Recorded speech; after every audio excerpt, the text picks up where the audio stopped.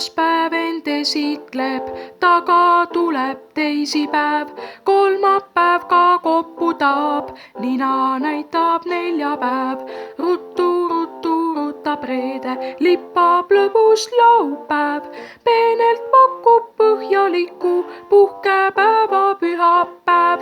Puu-puu, puu-puu-puu-puu-puu, puu-puu-puu-pa-pa-pa-pa-pa-pa-pa. Jah, tõesti need on need päevapoisid seitsmekesi, kes su sõbraks saaks, kui neile sõber saa.